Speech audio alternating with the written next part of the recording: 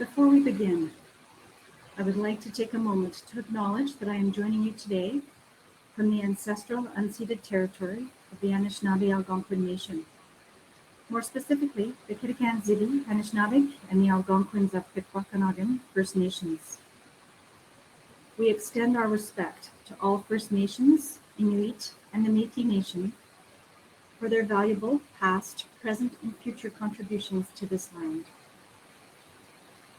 We also recognize and respect the cultural diversity of the First Nations, Inuit, and Métis Nation and what they bring to our country.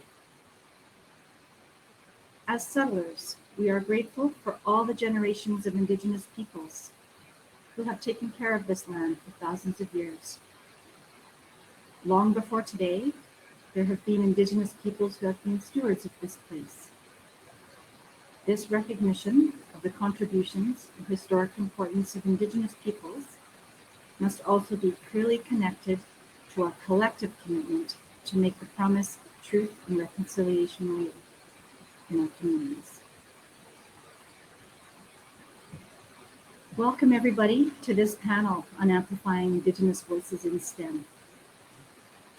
My name is Liz Foster. I am a settler from England. When I arrived, I settled in Southern Ontario, and today I live in Algonquin Territory in Ottawa. I'm the Associate Assistant Deputy Minister of Science and Technology Branch at Agriculture and Agri-Food Canada. I will have the genuine pleasure today to be one of your moderators, a responsibility that I will share with my colleague, Natalka Simok, who will introduce herself to you momentarily. I would like to take this opportunity to thank Natalka, the panelists, and all of you for attending our panel today. Hello, everyone. My name is Natalka Simok. It is a real pleasure to be here today and to co-moderate this panel. We have a very exciting group with us today who we will be asking to introduce themselves. So let me begin by introducing myself. My name is Natalka Simok. I am first generation born in Canada, third generation of my family who have been living here in Ottawa. So I was born and raised in Ottawa, so the ancestral land of the Algonquin Anishinaabe people. And I'm also the director, currently professionally, I'm a director general for science and policy for an initiative called Laboratories Canada with the Public Services and Procurement Canada.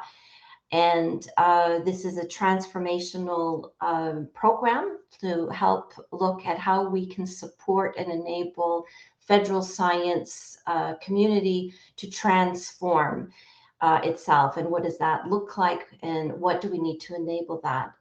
And one of our core and very important principles that's guiding this transformation is how do we enable closer work with Indigenous communities, Indigenous voices in the science work. So today we will be focusing very much on the fields of science, technology, engineering, and mathematics.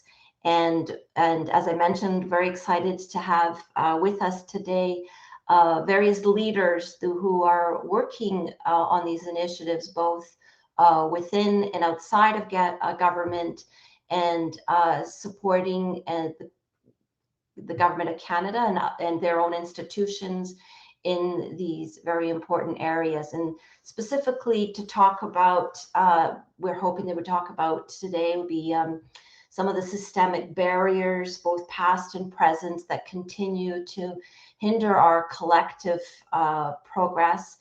We want to make sure that how do we take away some of the barriers that are inhibiting sort of that more inclusive inclusivity of First Nation, Inuit, Métis Nation knowledge and ways of knowledge into this important science work that the Government of Canada is undertaking.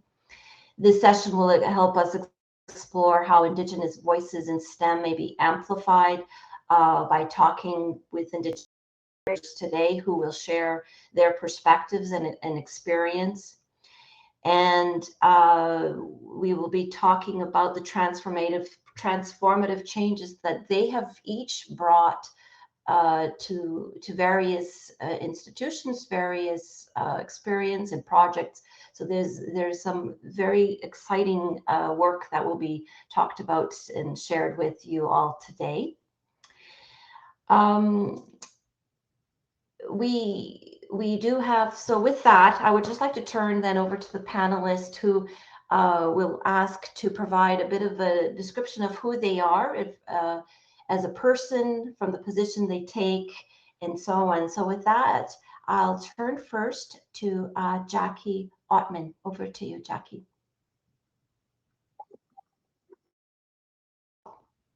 Should we start with somebody else then? Perhaps. Okay. David, I'll turn to you. All right. Thank you, Natalka. Good afternoon, everyone. Yeah, my name is David Fortin. I am a registered architect and an associate professor at the MacEwan School of Architecture on the traditional territory, the Atikameksheng Anishinaabeg peoples in Sudbury, Ontario. I'm also a citizen of the Métis Nation of Ontario, and my family roots are sort of spread out in the prairie provinces, primarily northern Saskatchewan, Alberta, and in northern BC as well, Fort St. John area. My mom's family are third generation settlers from Austria. Farming communities in southern Saskatchewan is where they landed. It's an honor for me to be here with you guys today. I'll just add as well, I've got two daughters, and although all my family are out in the prairies, I still feel very connected to my roots out there.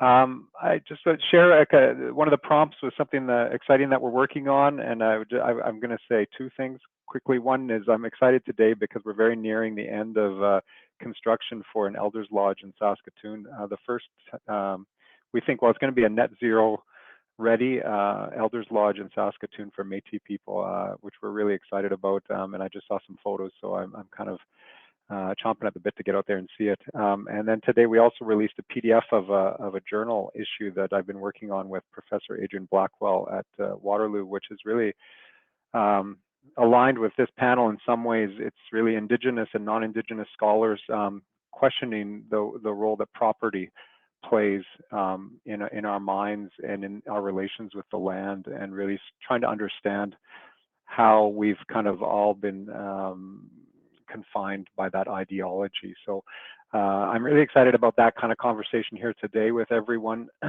when we challenge our disciplinary boundaries and start to question some of the things we take for granted in our world that we shouldn't, and that we need to be more critical of. So I say merci and look forward to the conversation. Thank you, David. I don't think it's back yet. So with that, I'll turn over to Leah.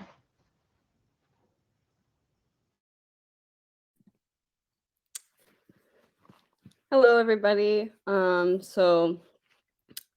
Yeah. Gwe Taloesin Leah Creaser, Wajiwe, Gespawegiwa of Mi'kmaq. So my name is Leah Creaser, and I'm from Acadia First Nation, and I come to you from Mi'kmaq. And more specifically, or colonially, I come from Nova Scotia, and that's where I'm speaking to you today. So I go to Acadia University, and I'm the president of the Indigenous Society there. At my time at Acadia, I've been learning like traditionally, and I've been learning Westernly, being in a university setting. I started putting things together and quickly realized that there was just a big disconnect when there was so much connection. So while I was there, I developed a lab, which is now part of the curriculum of the core biology program, and incorporates Mi'kmaq traditional knowledge and ways of knowing, and the importance of understanding traditional knowledge, and that it is its own science. So that's now implemented, which is great. Because of that, I've received a couple of awards. Personally, or I guess I don't really see significance in awards, but I guess that amplifies who I am. I've received a Democratic Student Citizenship Award, which basically means I just advocate for Indigenous rights a lot. And then I also received the National 3M Student Fellowship Award for the implementation of the lab. Something that I've been working on, basically, I developed and I got reached out to by the Nova Scotia Community College and the Nautical Institution of Port Hawkesbury and Unama'ki, or Cape Breton. And I developed a course that's a part of a coastal protection program, which is for like continuing education, people with degrees or who are working in government institutions that want to better themselves. And my course is called Mi'kmaq Traditional Knowledge and Connections in Science. I'm currently in the process of teaching that to students right now. And it's literally just on how to consult with First Nation groups and to bring the Indigenous voice and amplify it when conducting research in scientific settings. So a part of that is actually Dr. Albert Marshall, and that's really great for me because he sits in on the other core class of that program. And he coined the term of Adwatmuk, which is your two-eyed seeing approach of bringing in your Western lens and your Indigenous lens.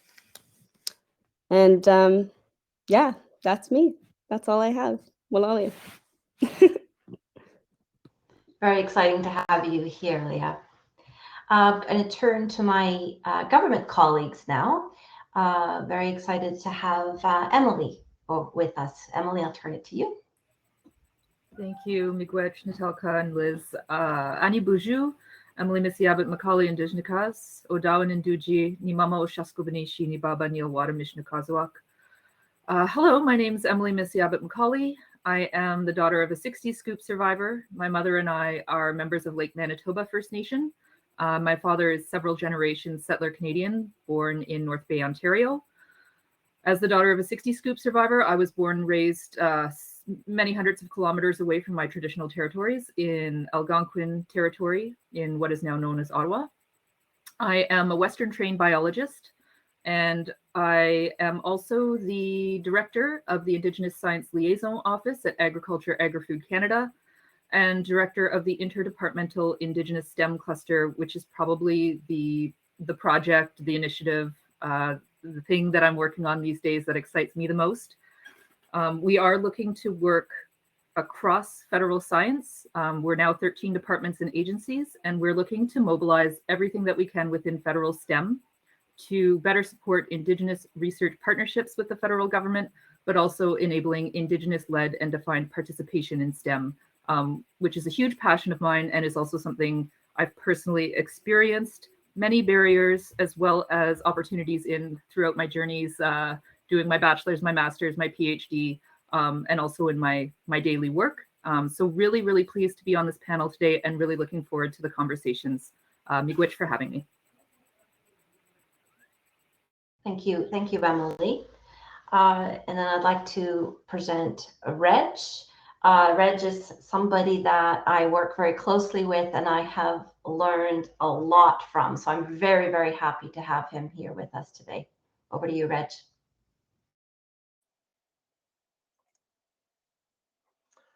Nakamek Natalka. Over na Reg persons. Kivia supana dupani kut na ramna. Dukana si manna. Kianami. Dukasi p git pow. So my name is Reg Parsons. I'm pleased to be here, and I thank you for. I'm pleased to be here. Thank you for welcoming me, and I welcome you too. And I've been learning about my Inuit culture as I didn't have the opportunity to do that growing up. And I've learned that the Inuit welcome each other to each other's space by acknowledging each other's presence. So I really like that. It truly is an honor to be here today. I live here in Conception Bay South. I'm about 20 minutes from downtown St. John's, which is located in the ancestral homelands of the Bia and the Newfoundlands, also the ancestral homelands of the Mi'kmaq and the Beothuk. And of course, St. John's and this area is home to many Inuit and Innu. So I'm a 60 scoop, but I like to call myself a 60 scoop thriver. I was put in foster care when I was 3 months old. When I was 4 years old, my foster parents adopted me. So I grew up in a white home, white values. I was the only Aboriginal person that I knew growing up. So I'm actually a Nunatsiavut beneficiary, so I'm Inuit. But through my work in education, then I've been learning more about Indigenous people generally, more specifically First Nations, because of the work that I was doing. And so I have a Bachelor of Science in Forestry, and this is why I'm here today, and a Master of Science in Forestry, where I looked at forest values and worldviews in a First Nation community in New Brunswick. And so if you think about foresters and where the Inuit generally live, they live mostly above the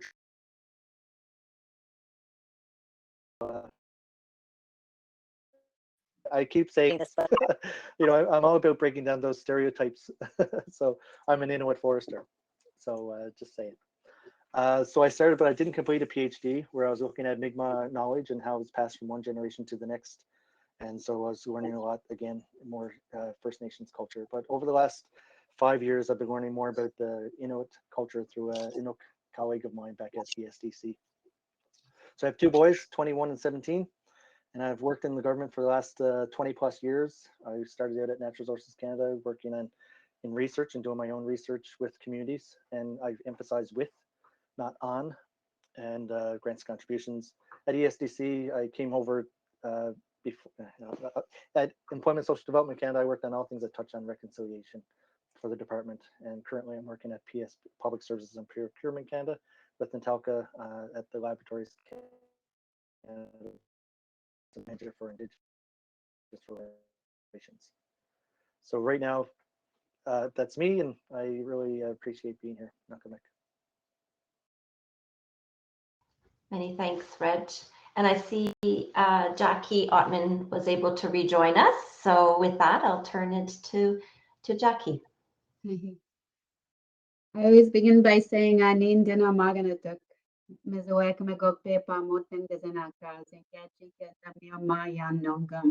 basically I said, hello, all my relations. My name is Jackie Ottman, and I'm very happy to be with you here today. A little bit about who I am. Hopefully I don't disappear again. I've been in and out of this session already a few times. So I am originally from Fishing Lake First Nation, which is a Saulteaux, Plains Ojibwe, Nakaway, Anishinaabe community. That's all the different names for really communicating the same thing. So basically, English was not my first language. So I grew up spending a lot of time with especially my one grandmother. And this particular grandmother did not attend residential school. She was the daughter of our last hereditary chief, Gittigewanine. And every spring, summer, early summer, my great grandfather would take and grandmother would take their family deep into the forest, into the bush. And the reason for that is to protect the children from being taken from authority, whether it was RCMP, the Indian agent, or school officials. So as a result of that, she didn't speak English, or we kind of suspected that she understood it, but as a form of resistance, chose not to speak it. Because of that, she gifted us the gift of language, and the gift of culture and Saulteaux perspectives on creation. And so she wouldn't respond sometimes unless we actually spoke to her in Nakaway. Just an amazing person. My grandparents, we spent just valuable time in community as I was growing up. And there were very, very clear boundaries from our reserve, our First Nation, and the nearby towns and villages and communities. So that was I see that experience as a gift now. And it's an experience that has helped to provide perspective into everything I do. Indigenous peoples have navigated the world and relationships. I kind of distilled it into 4 questions. Who am I? And when we interact with each other, we always state who we are. Where we come from is the other one. Where do I come from? The third one is where am I going? And the fourth, another very important question is what are our responsibilities? And so it's interesting because in this area of STEM and sciences, and the Indigenous philosophers, Indigenous scientists that I have had the privilege of developing friendships with over the years, see art and science as 2 sides of the same coin, and so. And that includes our hard scientists and the fascinating perspectives, Indigenous perspectives on sciences, to the point where NASA had become interested in a doctoral dissertation that was being completed by a Blackfoot student. They recognized or saw parallels between Indigenous understanding of creation, whether it's physics and or biology, as some of our sciences see, and the complexity of the Western sciences that they understand. So my today, what I do is I should say that education has always been my career. Began as a classroom teacher, elementary and high school, and taught science from that perspective. And now since 2004 have been a part of the academy, University of Calgary, University of Saskatchewan as a professor and the inaugural Vice Provost Indigenous Engagement, and now I'm president of First Nations University of Canada as of September, and so I've had the privilege of helping to develop strategies, Indigenous strategies, in these universities and faculties, and for the first time in my career, I have the privilege of working in an institution that is basically the reverse of many of our Western institutions, to where even though First Nations University is open to the general public, we have more of an Indigenous student population. We have more of an Indigenous faculty and staff complement, and so you get the mirror of many, the reverse mirror of many institutions. And the university functions and operates on Indigenous knowledge systems in all areas. So that's something that I don't really have to advocate for. The question now is, how do we improve? How do we evolve? How do we practice, apply, amplify, as we're talking about today? So that's a little bit of who I am, and I would just like to say it's a privilege to be a part of this esteemed group of people, and I look forward to our time together. Get your miigwech.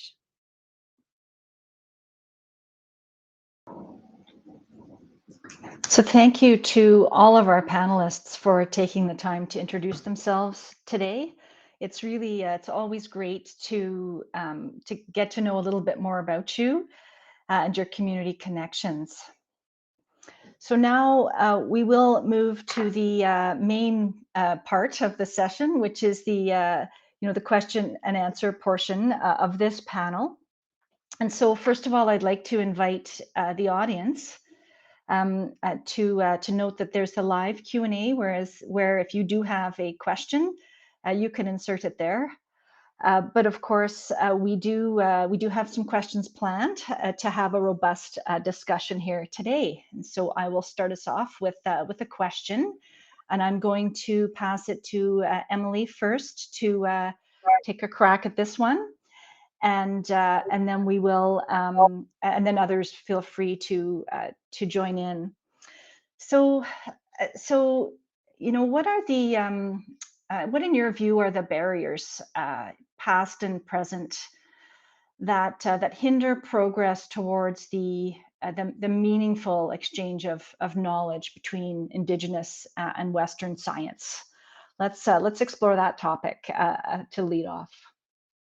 Over to you, Emily. Thank you, Liz.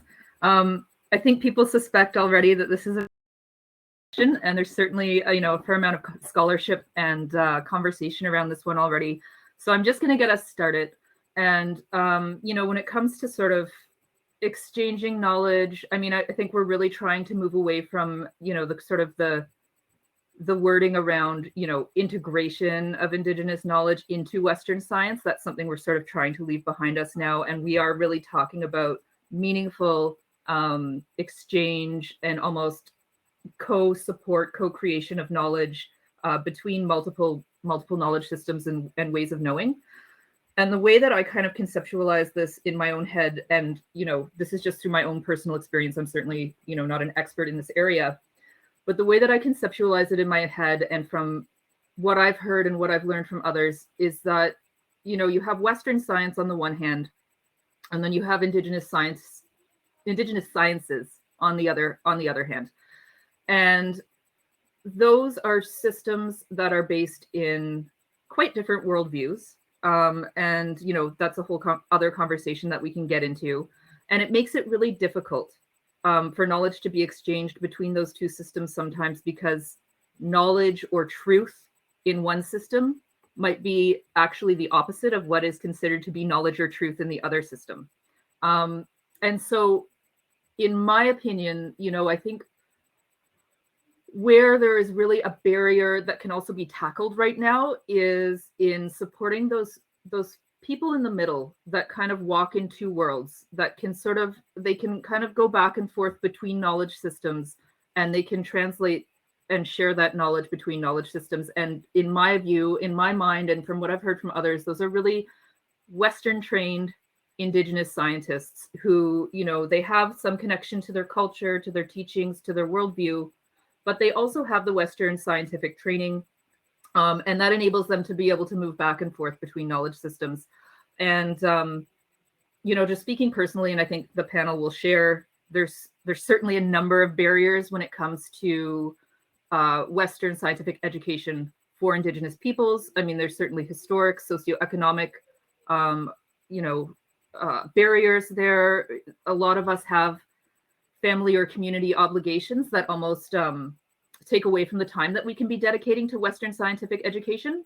And I think, as Leah alluded to in her introduction as well, people who are walking in two worlds, and like some of our federal Indigenous scientists, they need support in both worlds.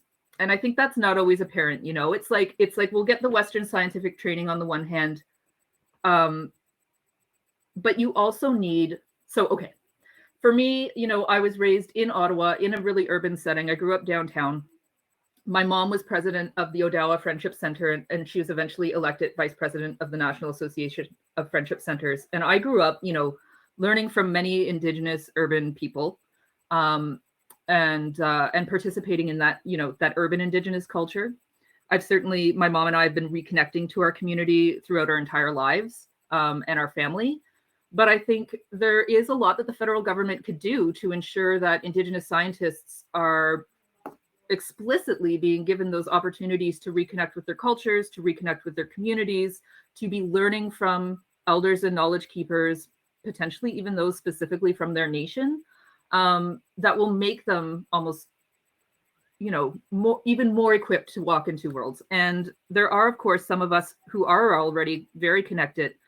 But then one of the barriers is that, these folks who are quite connected, they still need time to go back to their communities, to reconnect, to maintain those relations year after year.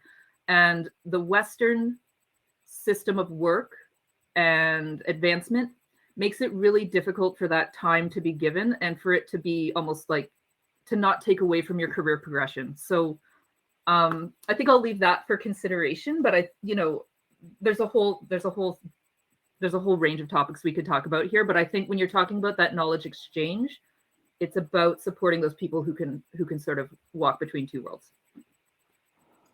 So, Emily, in terms of the barriers, you referenced a range of barriers in what you were mentioning. How are we doing in terms of tackling those barriers? Are there some that, in your view, are more easily tackled, others that are more challenging? Just wondered if you or other panelists, I would invite to open your mics too if you have something to add here. But are there some barriers that are easier, or we're further along with tackling areas where we should focus and the like? I can contribute, and sometimes what we have there are barriers. Definitely, there are barriers, and oftentimes what we have to do is even look beyond the barriers into the systemic issues, and so really trying to understand why those barriers are there in the first place. And this past almost 2 years, we've been hearing about more so about systemic racism, and so it's really exploring our policies and our ways of being, doing, knowing, and understanding. And so just basically within our organizations. So if where are the policies inclusive? And are they designed in a way that really does prioritize, and encourage elitism? And oftentimes with Indigenous students, it could. And again, this is even with post-secondary students in my family. They are overwhelmed by applications, and so if there isn't a whole lot of confidence and we'll say examples of success within these areas, role models, then the applications signify so much. Stepping into a space that may not have a lot of supports, and are the organizations welcoming? What does the induction process look like? Are there mentors that new employees or students could step into or develop relationships with?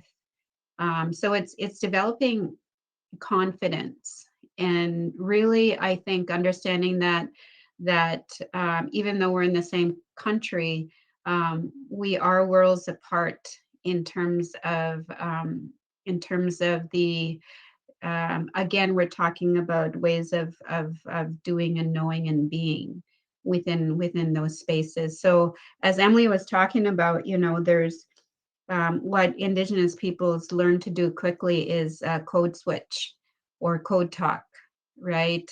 And the other term for that is become cultural brokers, right? So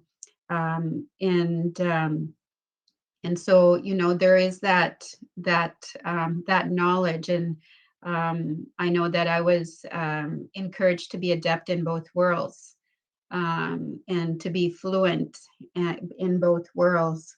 and to be a conduit and to build bridges and to be a bridge builder in a sense. And so again, you know, it's going back to what we may see as very basic, and deconstructing those processes and seeing how they may be interpreted by Indigenous students or Indigenous peoples. The Indigenous intellect in terms of sciences is incredible.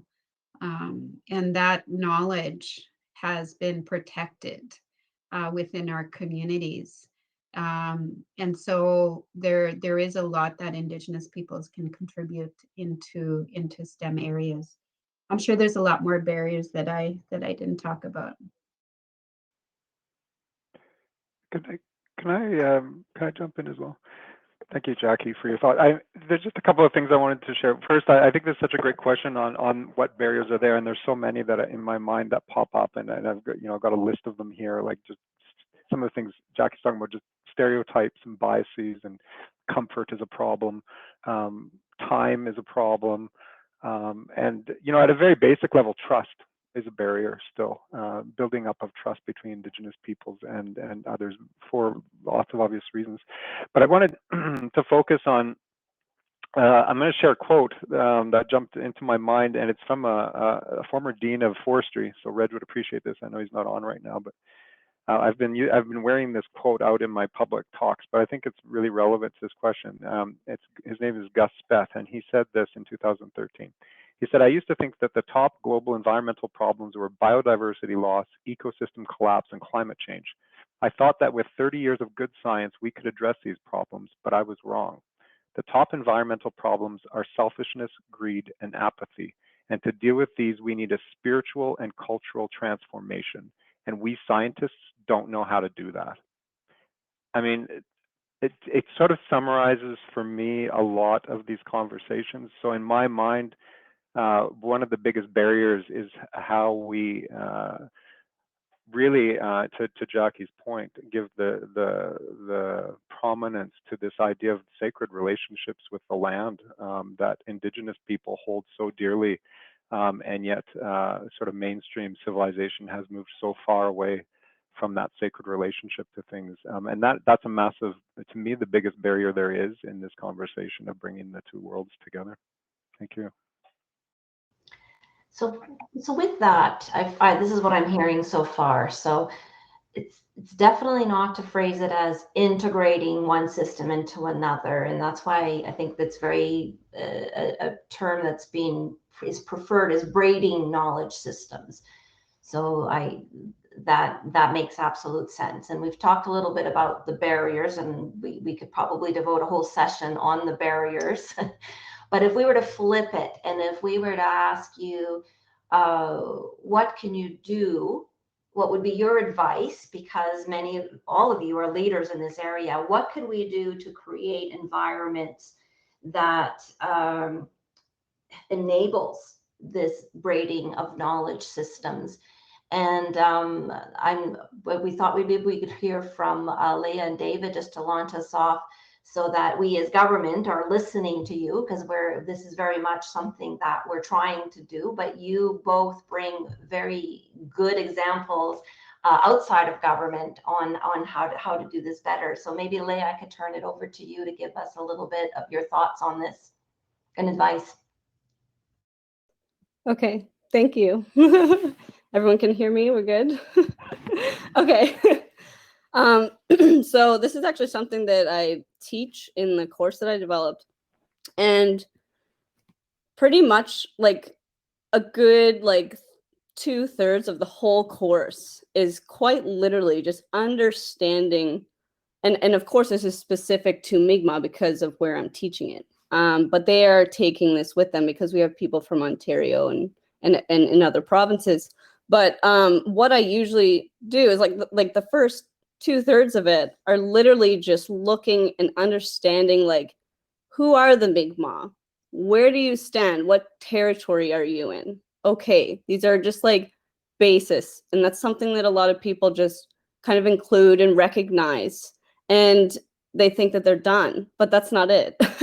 You need to like understand at a deeper level the Indigenous communities and how that's complex. And I'm not saying, you know, go out and culturally appropriate and learn all the traditions. I'm just looking for people to like understand what our traditions are, how those work, how there's so much interconnectedness. We don't isolate things like Western science does. We don't look at one specific thing.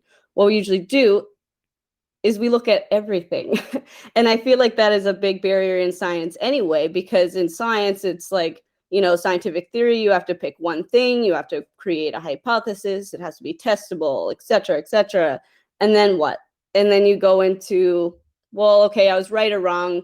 Maybe I'll look at this part of it next time. But it's still very isolated. Maybe in a discussion, you will see, you know, going outside the box a little bit. But just understanding how Indigenous people work in like a circular life, and understanding, you know, if you're going to be reaching out to a community, how do you do that appropriately? Like, are you going to show up dressed to the nines, like, you know, and are you going to invite yourself there and just show up and start like conducting research? And how do you present yourself? Are you showing up and saying, yeah, we're doing work on the land here? Like, you need to understand all the values that are held behind, like, or within Indigenous communities, because it's very complex. And there's a lot more to it than just, you know, this is their beliefs. They have a spirituality. It's just so much more, because ultimately, like, you know, Indigenous communities were here learning for thousands of years and understanding everything around them before colonization happened. And I'm not here to like preach about colonizers, like, because that's a tough subject on its own. But basically just understanding that there is knowledge systems within everything that we practice and how we learn. And also like the knowledge system that we have is blood memory, like understanding, and our traditions are taught to us so we can keep going and provide for our next 7 generations. This isn't something that we just make up. It's something that we understand at a deeper level. Like for me, I take the teachings I learned and I take them with me and I carry them with me everywhere I go. And it's because the past 7 did that for me, and I'm looking out for the next 7 ultimately, you know? And I think a big part of that is just understanding that we're looking, like we live and we practice culture and we understand teachings for livelihood reasons. And in our own livelihood, we are constantly like we are honestly like the first, if you want to put a specific word, like English word to it, like conservationist and sustainability.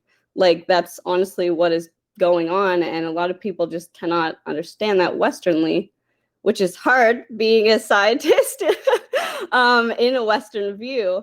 And that's, you know, something you really need to take into consideration, and also understanding like the depths of the impacts that colonization had on Indigenous communities.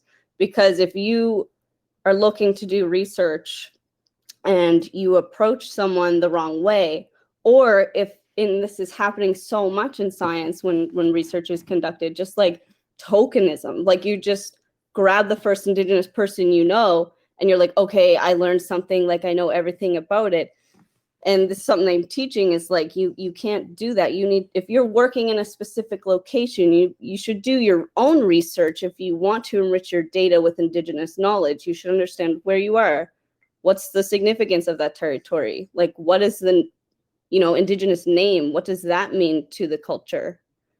And then seek out like and I tell people, like in Mi'kma'ki anyway, like, you know, every band has a website, every band has a phone number, every band has an email, but there's just this stigma, which a lot of Western viewers do not understand, that they were also a part of the implementations of colonization, because they still hold the stigma of being timid or scared to reach out to Indigenous communities.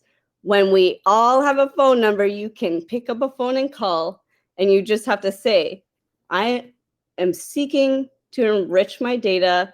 You know, like I would love to be able to have a conversation with somebody who's knowledgeable in this. this is what I'm looking at. And it just opening that conversation will create so much more, because, then you'll be invited in.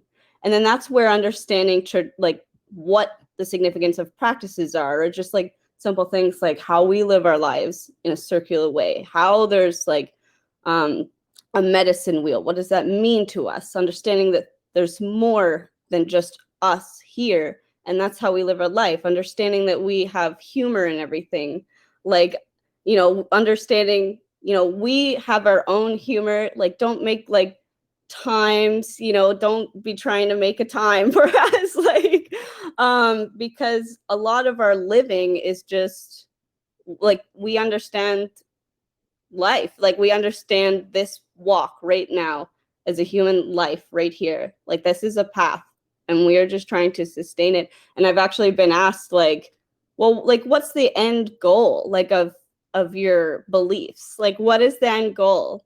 I'm like, what do you mean? And my student says, well, in like different religions, and I'm not going off at religions here, but like she said, in religions, there's usually like an end game plan. Like, this is what happens. You do all these things, follow these rules. And I was like, I don't know if that even exists. Like, I'm like literally just living here. I recognize my Mother Earth, and I'm just like trying to practice and learn my teachings, and like just provide and make sure everything is sustainable and everything is going to keep going. And I know I could go on for like ever about this, but time-wise, I've like kind of cut it down a bit. But just, and a big part of that is understanding, like, again, like, what have Indigenous people gone through? Understand that, you can also be Western viewing and understand an Indigenous lens. You can just use, because like I've been taught by Elder Albert Marshall, you have a Western view, and you also have your Indigenous view, and it's looking through both and understanding both. And that's not something that only Indigenous people can do. It's something that needs to be learned Westernly, to view through both lenses, to just incorporate, because whoever came up with this idea as a like colonized like view of, here is our knowledge system, everyone has to go by it. And again, like, that's a Western, people are viewing through a Western lens, don't realize that they are also a product of what happened, because they have been born into and are viewing everything through this Western lens that is like, this is the only thing you can follow.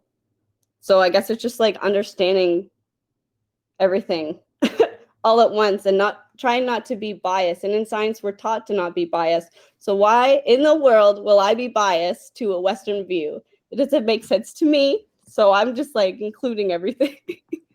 But I will leave this for anyone else who wants to go, because I could go forever. Anyway.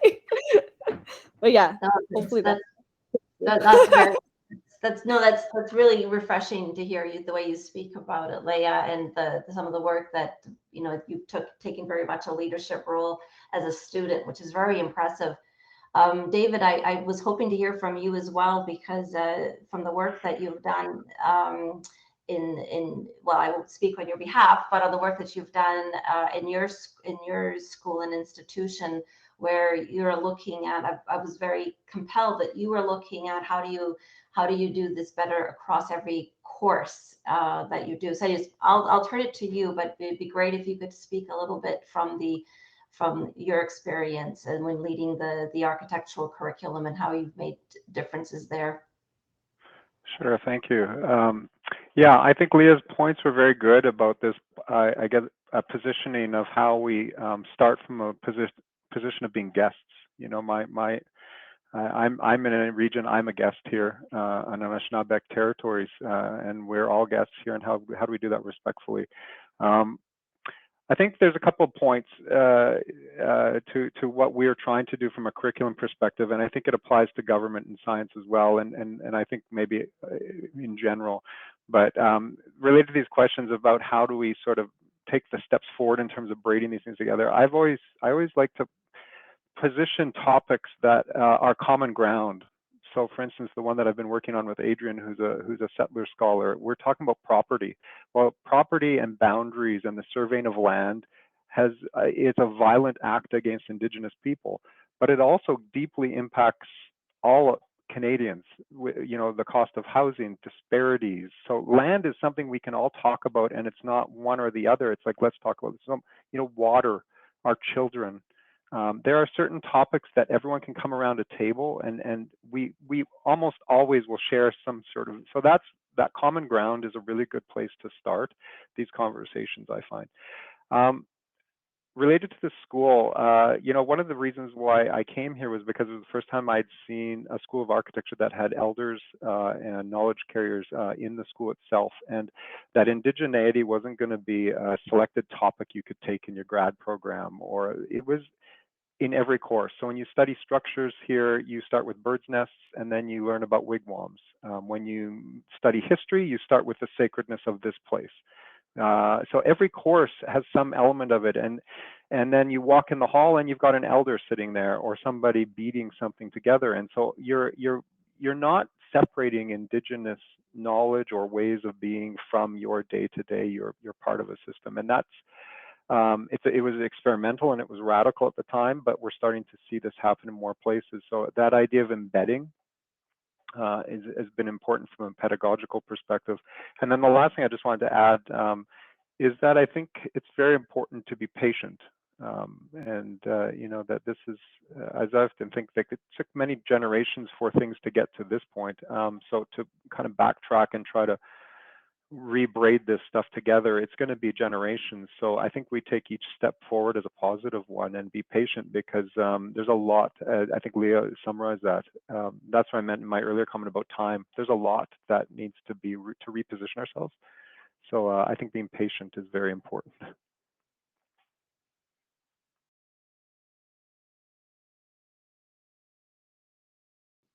Okay, so maybe we'll move on to another question, and this one will pick up on some of the themes I think already we've touched on, and I think I'll pass it over to Reg and Jackie probably to speak to this one, and others please feel free to weigh in. You know, I think already we've mentioned you know, confidence and trust as being some key aspects.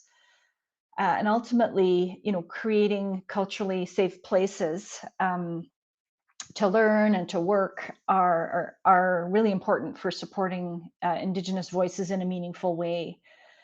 So, so the question to pose at this point then is, how can institutions and organizations really create those culturally safe environments? So Reg, I think I'll pass it over to you to start us off on this one, if I may. Thanks, Liz. So hopefully you can hear me okay. Everything's smooth. Okay, good. All right, fantastic. Well, I think it really you start off by asking the age-old question of how do we get more students interested in STEM as a career? So when they see people like them in the workplace or doing things, you know, as foresters or as architects or you know, whatever the position is or whatever the job doing, and they can see themselves being it. So to create that culturally safe work environment, you need to be able to see people in those roles. But also, I always say that, you know, you need to create cultural safety, and that's comprised, for me in my world, in my thinking, there's two things. There's the physical space, you know, that people work in, and that means, you know, when they walk into a space, they see, you know, there's some kind of acknowledgement of the territory that we're located. So we started our meeting off by saying, hey, you know, we're located in X territory. You know, we acknowledge that, we recognize it, we want to pay tribute to that. And so, you know, the same thing could go for the physical spaces that we enter. And then throughout the building, then, you know, maybe the entrance is at the east, which is significant for many First Nations cultures across the country. And so there's artwork throughout the building. There's the positional or the layout of the building. There's smudge and friendly spaces. So Indigenous people, First Nation, Inuit, and Métis Nation, can be themselves within that space, or can celebrate or see themselves in that space. And then the second element then is the what I like to call CASH. And so there's cultural competency, cultural awareness, cultural sensitivity, and cultural humility. And so people, through their competency, are able to use the skills that they have and be able to work with communities. Like Leah was saying, know the community before you go in there. Know that know the people, and don't just wait until you go in there. Know the cultural protocols so that you know how to greet somebody in a good way, and then to be aware of the history that the community has, and of course in Canada and across the world really. And then using the right words, so being culturally sensitive to the, not saying, "Hey guys, let's go have a meeting." Not instead of saying, "Hey, let's go have a meeting," don't say that. "Hey, let's go have like not cool." Like do that. Use it. Learn about the right words to use. Be sensitive. And then the last part, of course, is the humility piece, where you acknowledge that you don't know anything. Like Leah said as well. Hey, I know this one person. Hey, and now I know everything there is about Mi'kmaq. No, that's not the case. So, strive to learn more and to engage more and to engage with the communities that you actually want to engage with, and then learn. That's how, to me, that's how you will create a culturally safe work environment, by seeing the people that that are like you in that space, the physical space, and then of course creating that cache within that, those interpersonal relationship pieces.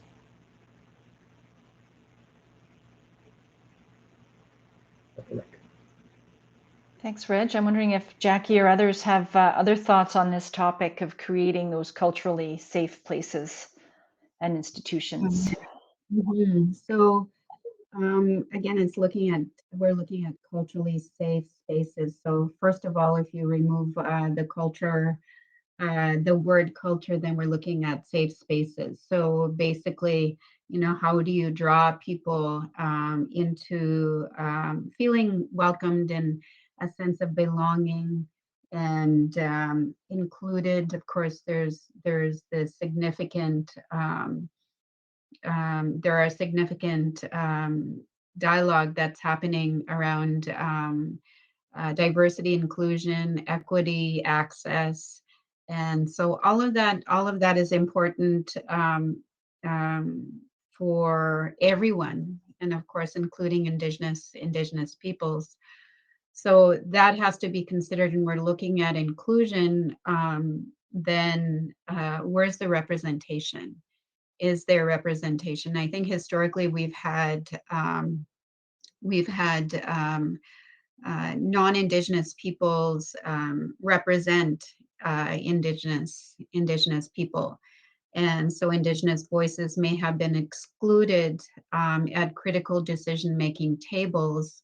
That especially when decisions are being made about Indigenous communities.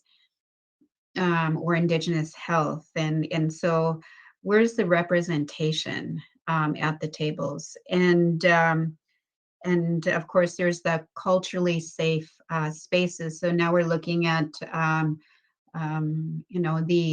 again, how is inclusion happening? I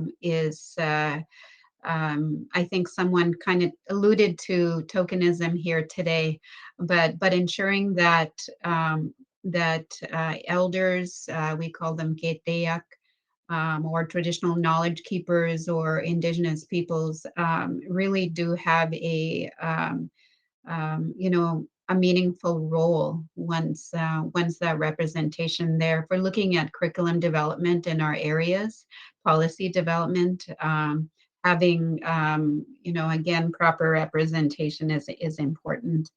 And what frameworks are being used?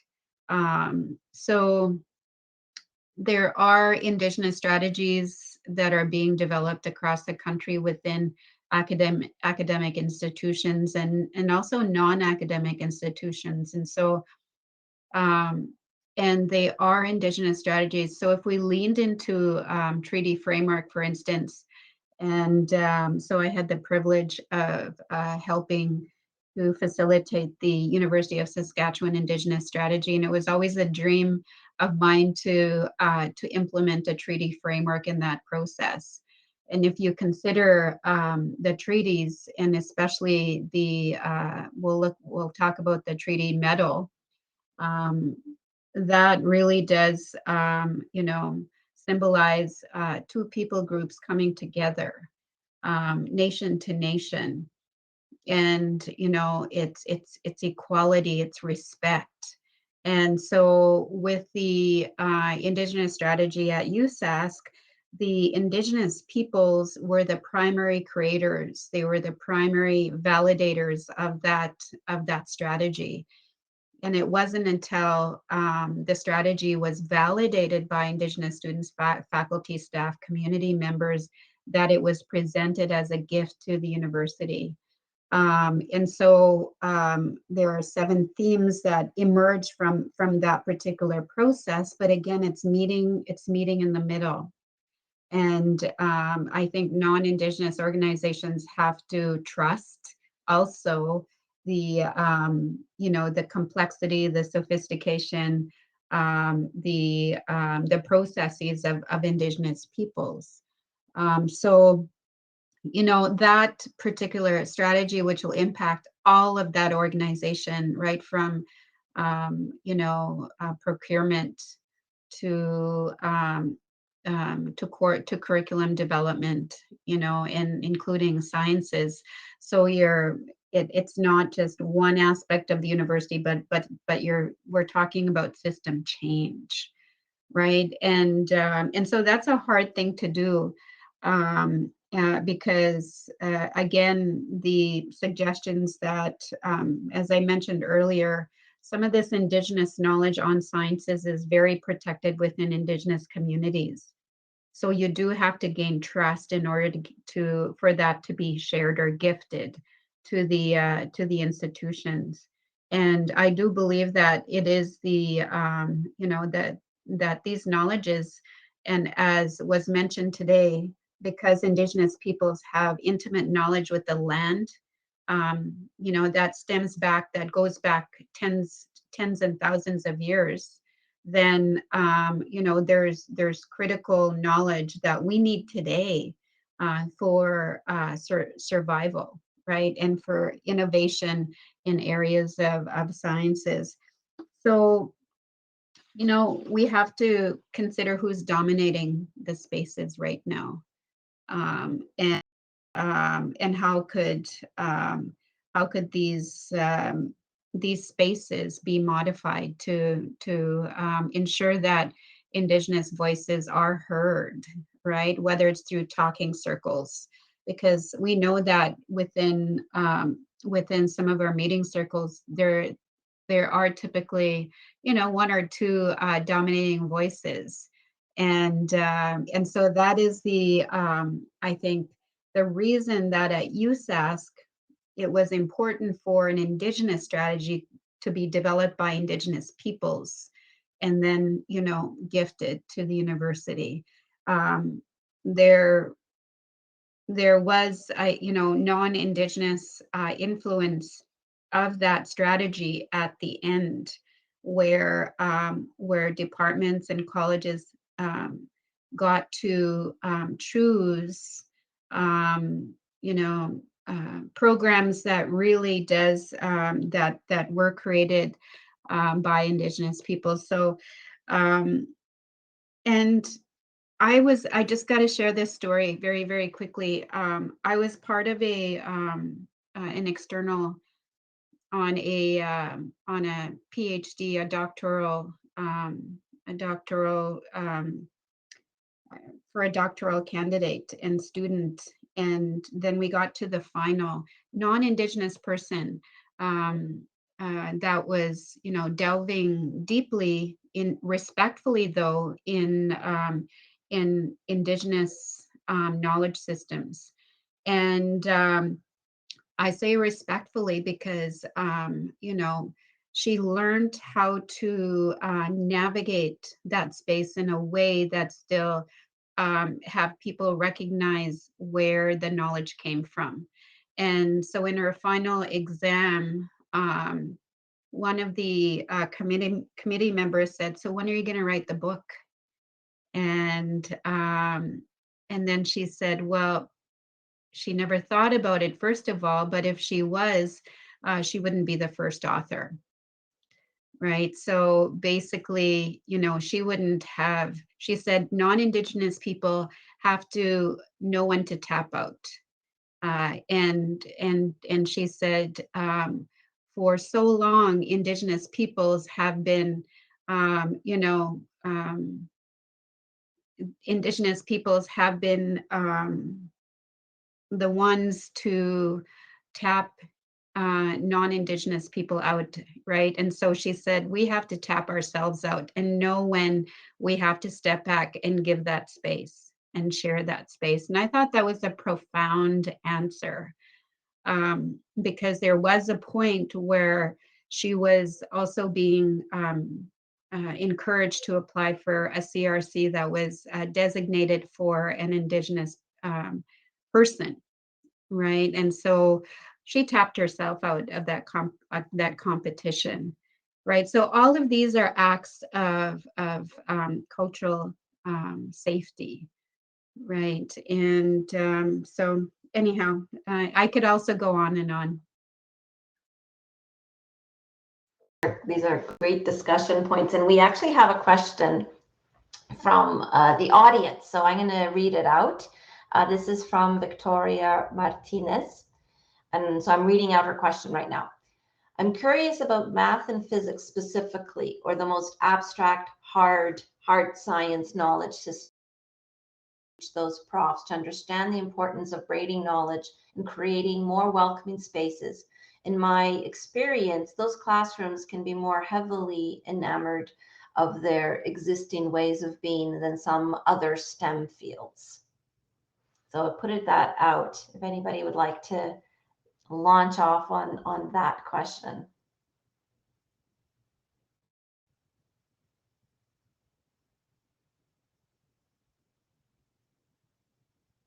I'll just I'll jump in and offer a few thoughts. I'm not, I think as an architect, we sort of have training in both sides of the hard and the soft and everywhere between. But I guess I go back to the earlier example that I said about structures, and again, that's not a hard science in a sense because there's an expression to it, but there's a lot of technical hard knowledge within a lot of Indigenous systems, and I think many people are just starting to learn this, including myself learning about this. But I was just listening the other day about algorithms and dance steps and other things that are in Indigenous culture that are perceived as being an art form, but actually have incredible deep knowledge within those things. And I know a Métis elder in Alberta, Elmer Ghostkeeper, was talking about some of this stuff as well. That there's incredibly it's not as far separated as the impression is. So I think for me, when you talk about professors, and one of the things that we've been trying to do here is to save space within your courses to spark that curiosity. About that to engage that conversation, to find those people that actually do have some insights in that. Because calculus and some of these things on paper are they seem very hard, as you said, but my experience with that has been that there's also an incredible almost a spiritual experience in some of those hard sciences. When you work through a formula for 2 pages and you start to see things come together, it is beyond a kind of technicality. So, but the thing is, I guess I go back to patience as well. That many professors have been teaching how they've taught for 35 years, and they're not that curious. And it's going to be up to our next generations to step in and fill those voids, I think. But I think there's general interest in these things. But I would say that you're talking about something that is very much on the cutting edge of knowledge systems, which is exciting. Mm-hmm. I agree, and especially with the spiritual component, and so maths and sciences, we have some just inspiring Indigenous scientists, and I'm thinking of Melissa Arcand in agriculture bioresources, right? And how she weaves in Indigenous, her Cree perspective into the work that she does. and she connects with elders and draws in those Indigenous parallels into the curriculum. And like again, the understanding, and I've mentioned this in our pre-meeting, is even fractals. You look at a men's fancy dancer, right? And you see fractals there, right? So how, and the thing is, you know, we draw that science into the fine arts. And so I've mentioned this too, one of the most amazing talks that I've seen was and it was a panel of two, an astrophysicist, Dr. Cardinal, and an elder Goodstriker, both Blackfoot, talking about astrology and the night sky. And they were making direct parallels between, you know, the story and the science.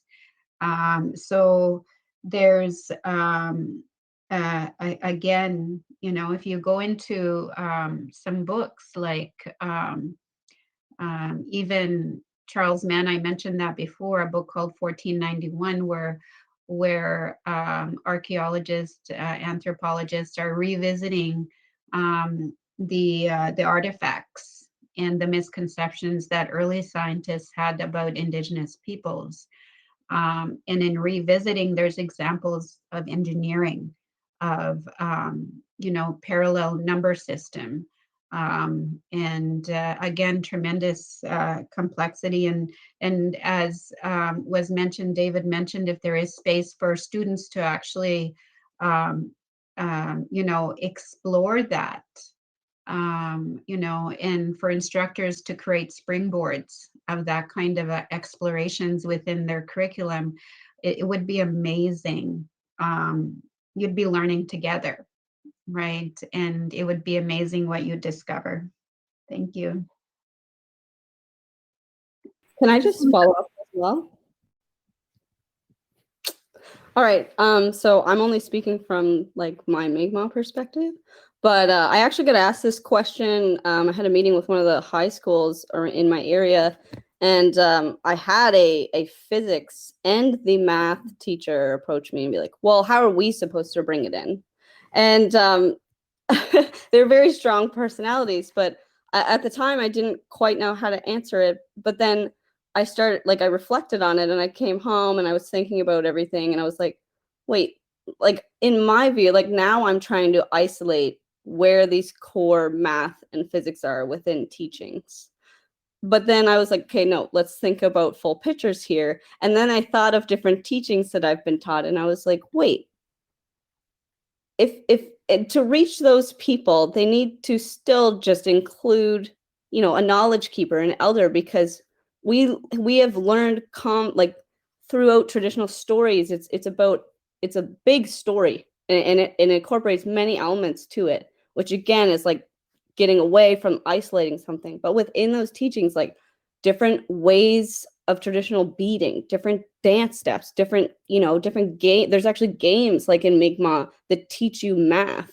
And then just like all of these different teachings include aspects of understanding math concepts.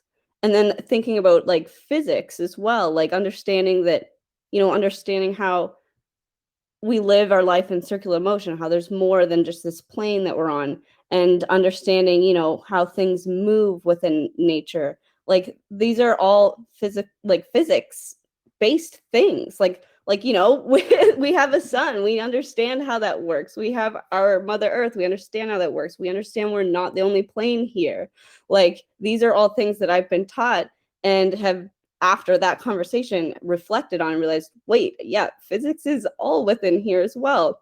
And just like different stories about like the stars and again, it's just understanding that even though we don't have written physical evidence of like these core, you know, sciences that people are trying to pick out, it's just understanding that we teach differently through a full cycle of like different ways of knowing, like opposed to written, and understanding that our teachings are through song, dance, drumming, like, you know, and just like everything else that comes along with it.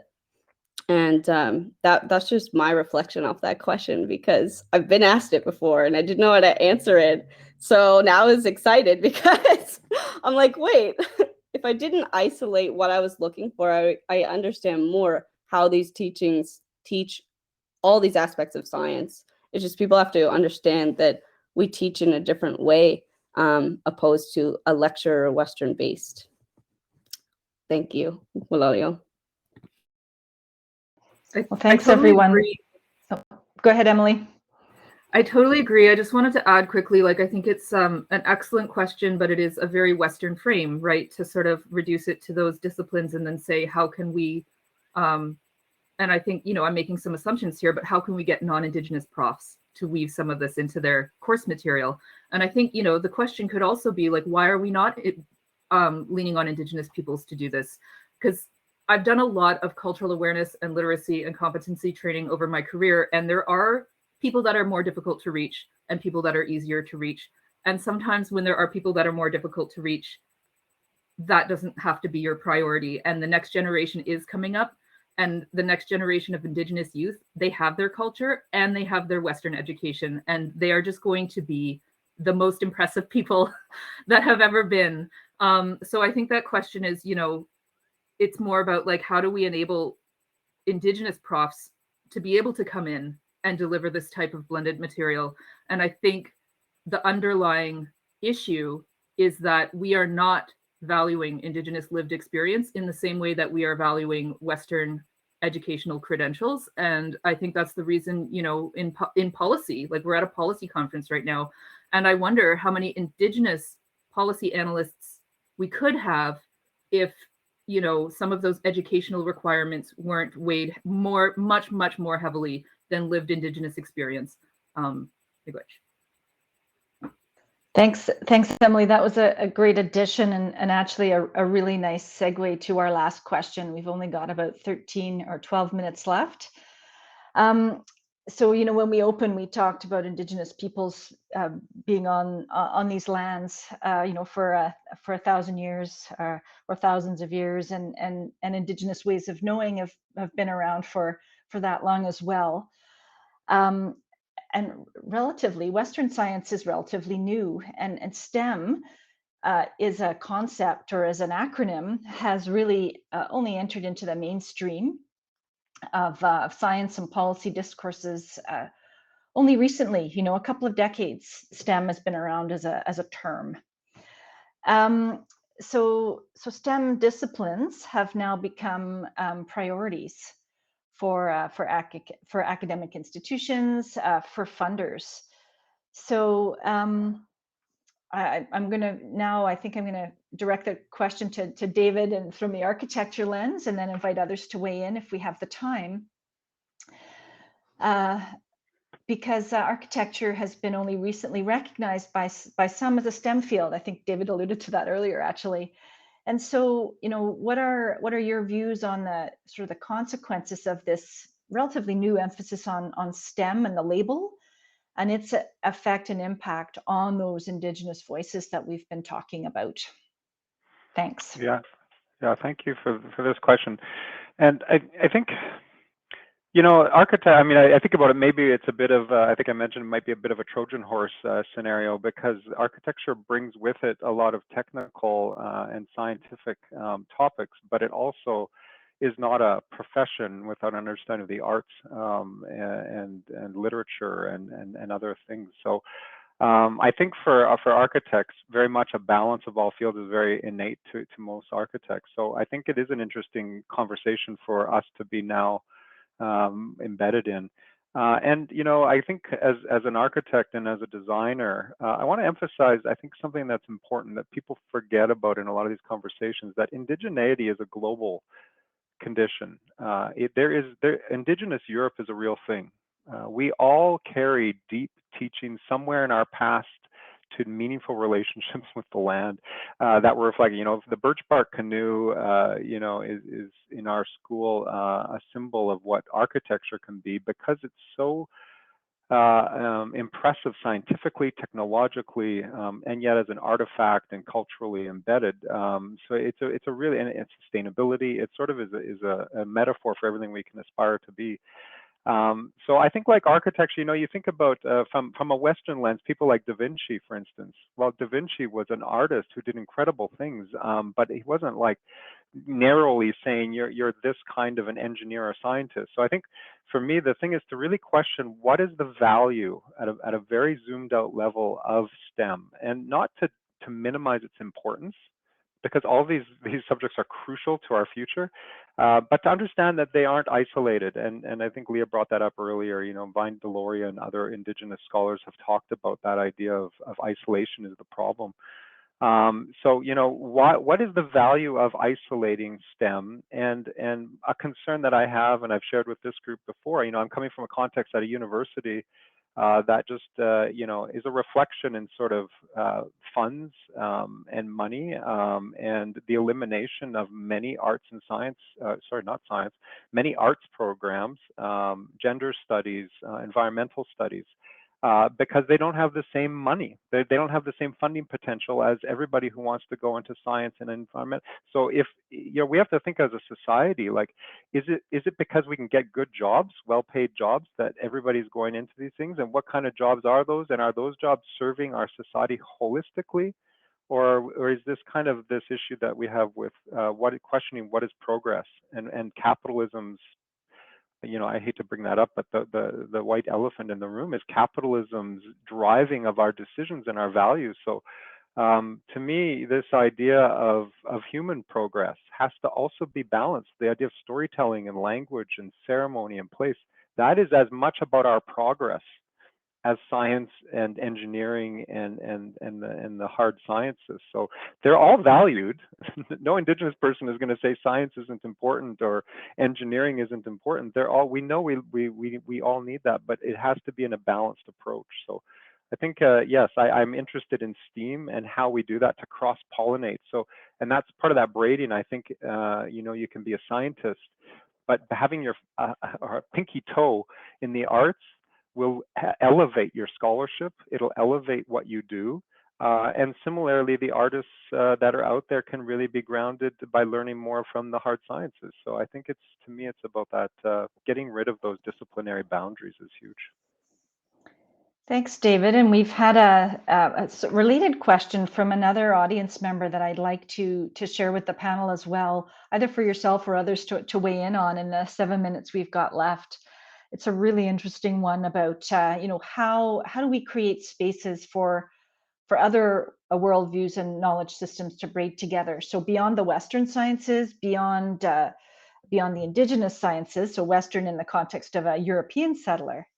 So this question is posed by Li Wei Chen. And so Li Wei is from Taiwan and finds that some traditional Chinese values are similar to some Indigenous cultural practices. So really fantastic question, beyond those Western and Indigenous approaches, how do we create room for those other worldviews? Any thoughts, panelists?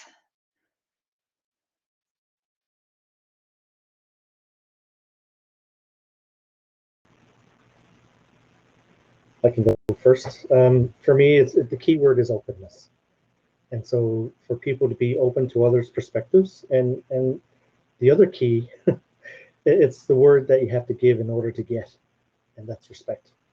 So if you have respect and you have an openness, then you can bring together 2 ways of knowing the world, or 3 ways of knowing the world, 4 ways of knowing the world. And together then you can create that braided knowledge to co-create or co-develop knowledge that answers questions that are mutually, that you have mutually, that coincide. One of the things I think that needs to happen, and has been happening a little bit in the last few years, is that when researchers do go into communities, they shouldn't go in and say, hey, I'm Reg Parsons, I want to know everything you know about caribou. No, go in and ask, like, what are your questions that you have in your communities? What are the things that you want to know? Like, how can I help you as a Western scientist, as an Indigenous person? How can I be that tool how can I be that bridge between the way that I know the world and the way that you know the world, because we have that coinciding knowledge, and we are able to be that bridge between the way two ways of knowing. So to create that space, you need to have just be open, and to be yourself as a I keep saying tool, but offer yourself as a way to be able to answer questions that are important to the community, and to use your knowledge and the community's knowledge together to answer those questions that are mutually that coincide. Mm-hmm. There's a concept that is written by Willie Ermine, and that's ethical spaces. And we presented, I think, another perspective here today, and that's the positionality of Indigenous peoples within the territories and lands that are called Canada, right? And so I've spent many years in Blackfoot territory, and my positionality there was as a visitor. And then if there is I think a common question that we have, then we can step into these ethical spaces that really does encourage diverse perspectives on a certain topic, right? So and it's within those spaces that, and of course there are rules of engagement even within those spaces, but they are dynamic, they're creative, they're liminal spaces, and it's also a space that you struggle through things in order to create. And so those frameworks are